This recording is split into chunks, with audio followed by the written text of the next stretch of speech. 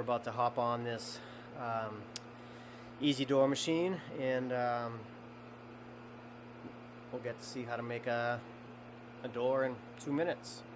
So let me flip you around real quick, and we got our parts that we got piled up over here. Alright, so we've got all our parts milled up, and we are ready to run them on our EZ Door machine. So we got our stack of rails right here for our doors, and then our stack of stiles back there. I just separate those because we always run the cope first. So when we're running the cope, well, first I guess let me back up and show you the spindle head. So down bottom we have our raised panel cutter, and it's always stacked in this orientation. And then above that is our stile cutter, cope cutter, and then door edge cutter down there. So those are always all in there together. We just happen to be doing shaker today, so those guys are in there, but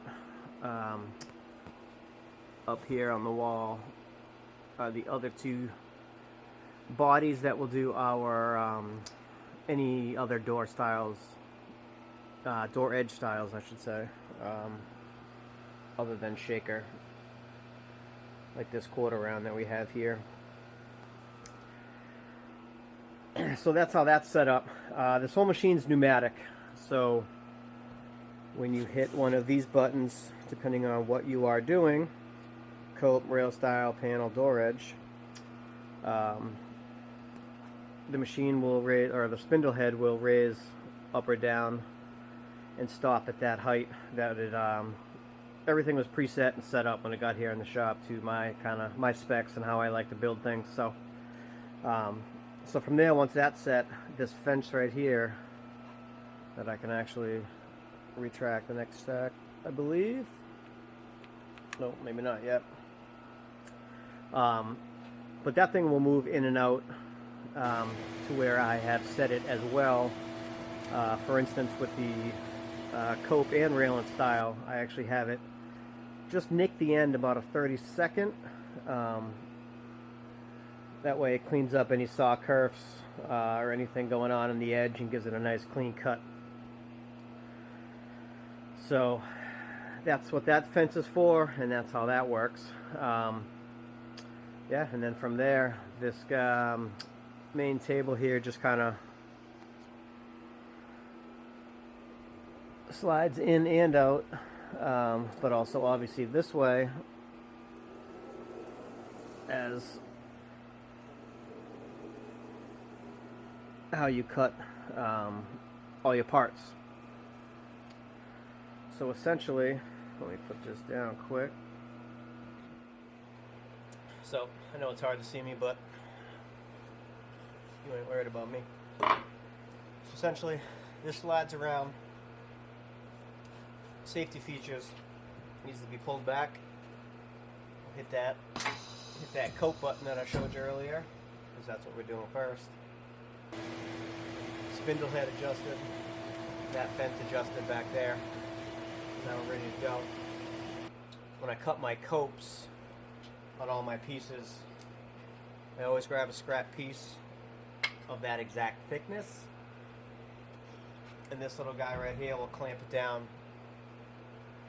Hold your scrap piece clamp down back against here, so when your cope comes across, it doesn't rip out your good piece, it rips it out on the scrap piece of wood.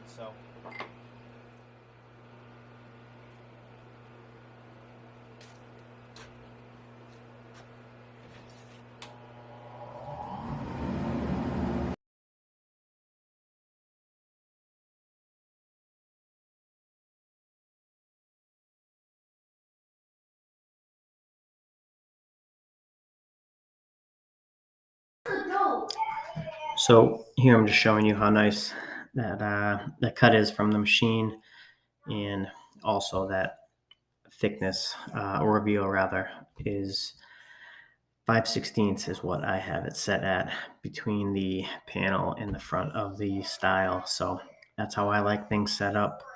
You can set it up to any standard you like, but also if you have a one-off job, it's very easy just to drop some shims in there on that arbor and get that cutter moved up or down so your reveal matches your job that you're matching, or whatever the case may be.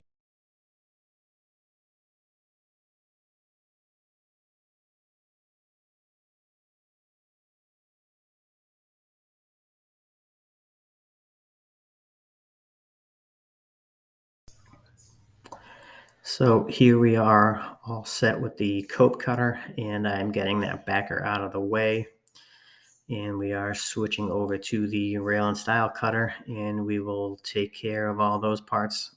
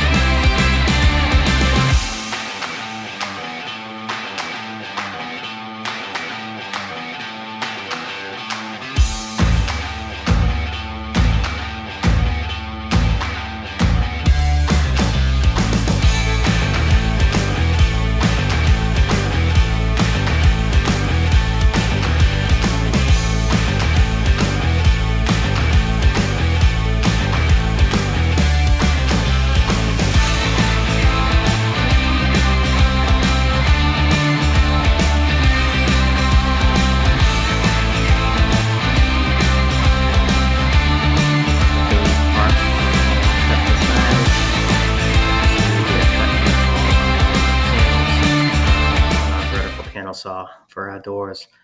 I like to use 3/8 MDF. Just gives the door a little bit more weight and kind of strength to it, so it doesn't feel so cheesy and flimsy in my mind. Then you will see me dado in the back of those as the groove in all of our rails and stiles are 1/4 inch, so those need to fit into that nice.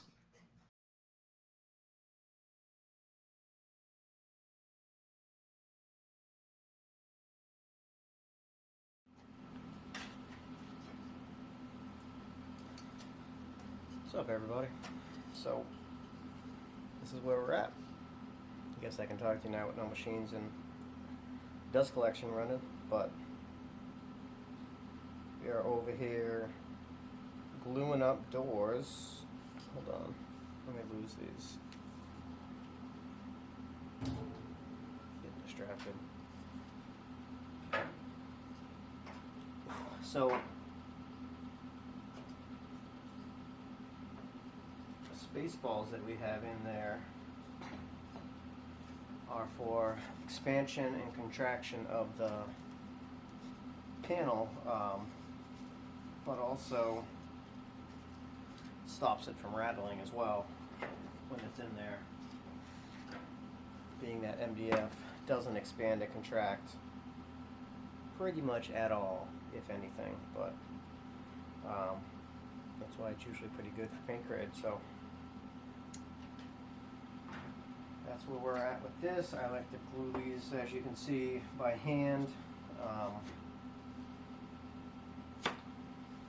right as they're glued up, I will square them with my woodpecker triangle once I flush up all the ends.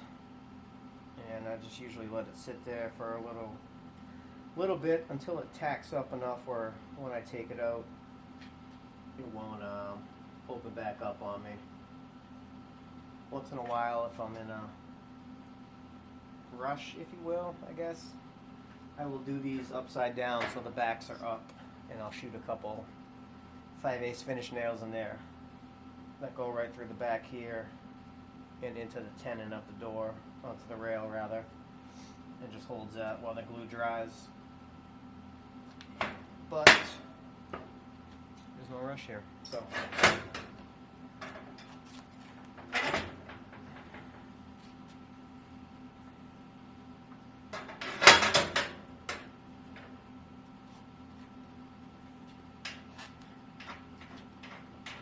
just holding things down so when you get the clamp on there, the back of that stile doesn't buckle and leave a gap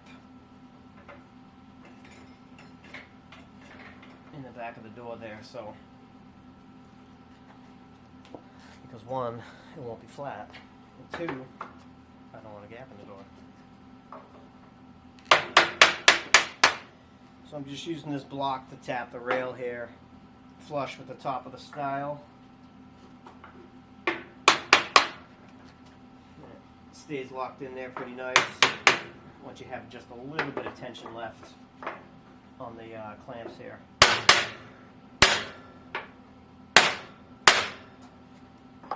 Just kind of my little happy tap to make sure that door is down flat there.